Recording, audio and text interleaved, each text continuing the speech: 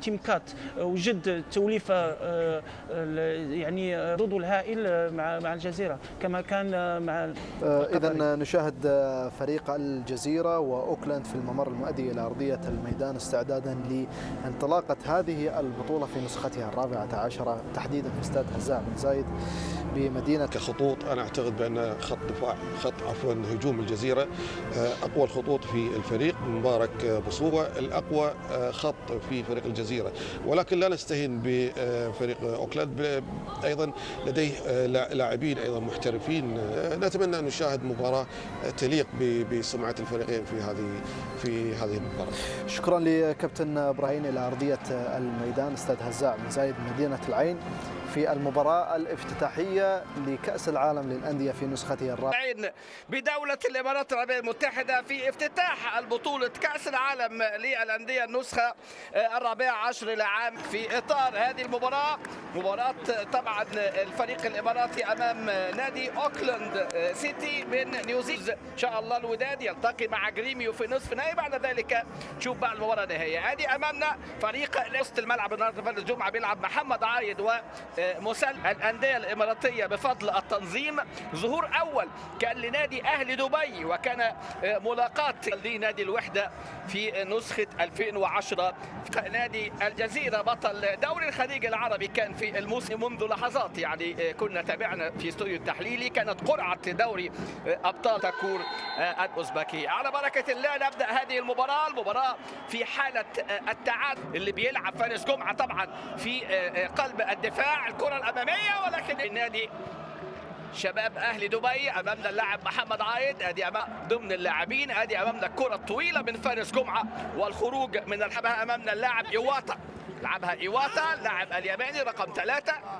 شوف بقى كل فريق اكيد النهارده في اقصاء الفريق الاخر لانها مباراه تبت الشباب الموجوده النهارده، وحلم ملاقاه ريال مدريد اكيد هو اللي بيطغى على يعني خبره المشاركه. لعب 14 مباراه بثلاث مدافعين، بيلعب بفارس جمعه في قلب الدفاع وبيميل ناحيه اليمين، ومحمد عايد ادي النجم مبارك بصوفه طبعا نجم المغربي، واحد من النجوم الكبيره الحقيقه مع اودينيزي ومع لاتسيو ومع الانتر ومع نادي الميلان ومع منتخب اليابان، وكان ايضا مع نادي في بكين في الصين. لما على طول عن طريق اللاعب مسلم فايز، استلام وتحرك مبارك بصوفه، درار مع سايس مع مهدي بن عطيه مع فؤاد شفيق مع الاحمدي في استاد هزاع بن زايد. هذا الملعب في نادي العين في العين طبعا.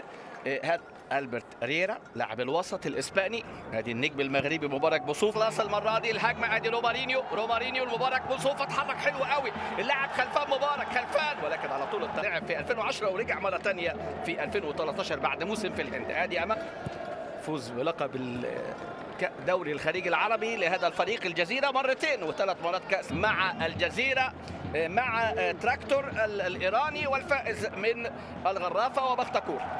طبعا الانتر كونتيننتال من عام 60، وكانت النسخه الاولى لصالح ريال مدريد، ثم النسخه الاخيره الانطلاقه والمشاركات العربيه والانجازات اللي كان ابرزها طبعا فوز الرجاء بالوصافه 2013، وايضا المركز الثالث اللي كان من نصيب ريال مدريد. شوف بقى مين يكون ليه الشرف في الجانب الاخر اللي يهمنا، الوداد ليبرتادوريس. ادي امامنا هدى الانطلاقه، استلام مبارك بصوفه، الربط لسه مارينيو،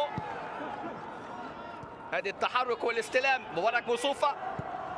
21 دقيقه ليس بها الكثير من كل حظوظ افضل من الظهور اللي كان لأهل دبي أمام أوكلاند، وقتها كان مهدي علي هو رومارينيو يرجع على طول إلى أمامنا مبارك بصوفة، الحارس الإسباني، وأيضا ألبرت ريرا رقم 8 إسباني، ودي رقم 20، في أيضا تافانو المكسيكي رقم 11.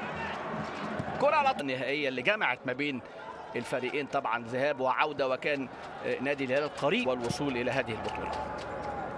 نصر السعودي لعب فيها، اتحاد جدة أيضا، الأندية العربية اللي شاركين الملعب الخاص طبعا بنادي العين الزعيم في دولة الإمارات. رمي التماس مبارك بصوفة، أفشان الأوزبكي، منهم راموس أرتورو المكسيكي، وريتشي اللي النهارده هو الحكم الرابع. ادي امامنا هنا الاستلام والتحرك من جانب اللاعب فارس جمعه. مبارك بصوفه محتاج الجزيره التقارب في الخطوط لان في مساحات. بص امامنا المساحه قد ايه هنا في هذه اللقطه. يسمع في الجبهه اليمين خلفان مبارك، لكن يدي لمبارك بصوفه هو اللي عنده قدره ضبط الايقاع، يلعب كوره حلوه قوي داخل منطقه وتوافق، لان طبعا في يعني اصابات زي ما بنقول محمد فوزي، محمد جمال، احمد خليل لاعب مباراه كثيره، لكن كانت صفقة يعني أحدثت ضجة كبيرة انتقاله إلى أهل دبي من شباب أهل دبي حاليا. اللمسة على طول من خلفان مبارك.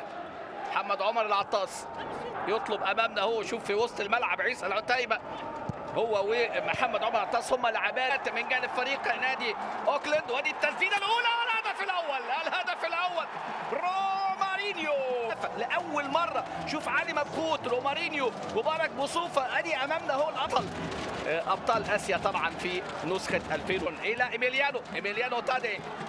شوف الضغط والقوة، خلصها مبارك بصوفة. المباراة هتحلو، المباراة يعني مباراة في 37 دقيقة قبل الهدف ما يسجل.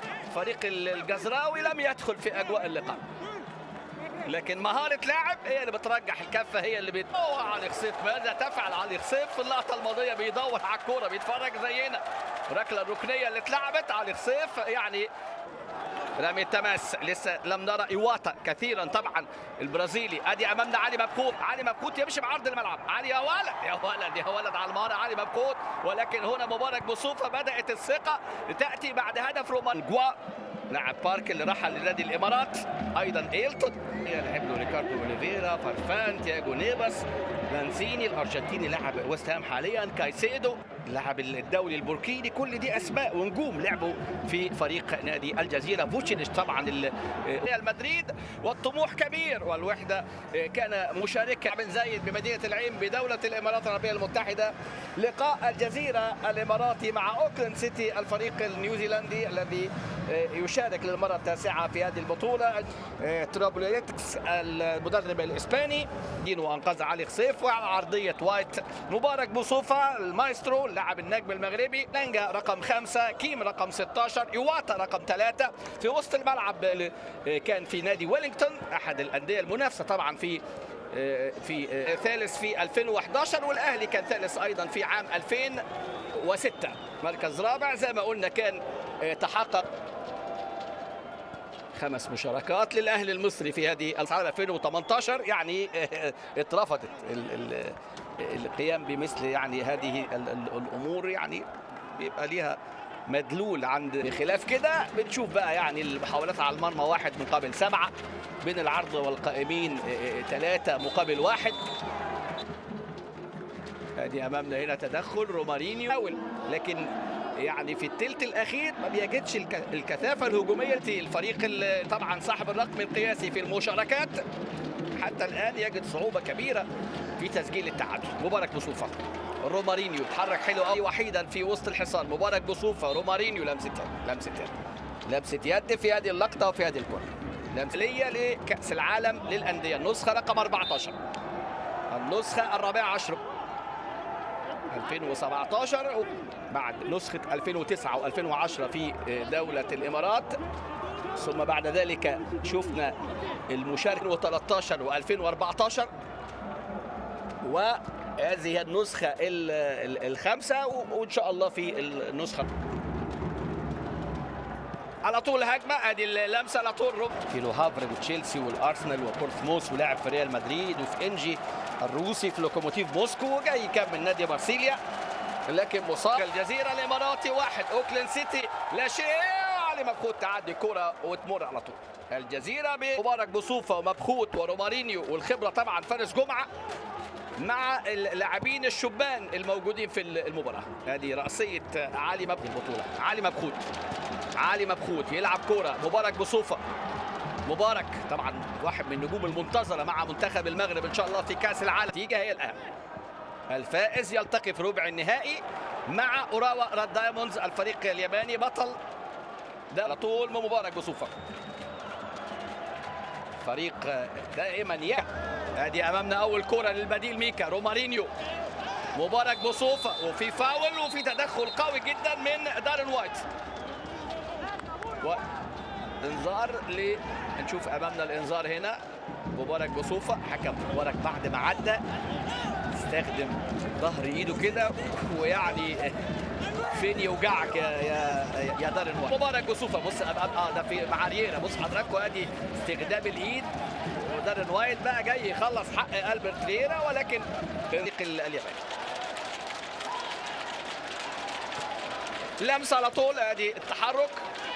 كوت ديفوار وهدفين نبيل ضرار ومهدي بن عطيه في تأهل وظهور وعودة المغرب لكأس العالم بعد غياب من 98 لتشارك للمرة الخامسة. مبارك بوصوفة في انطلاقة ومحاولة، ومبارك عايز يعدي ولكن المرة دي مدريد. في الجانب الآخر باتشوكا مع نادي الوداد ينتصر.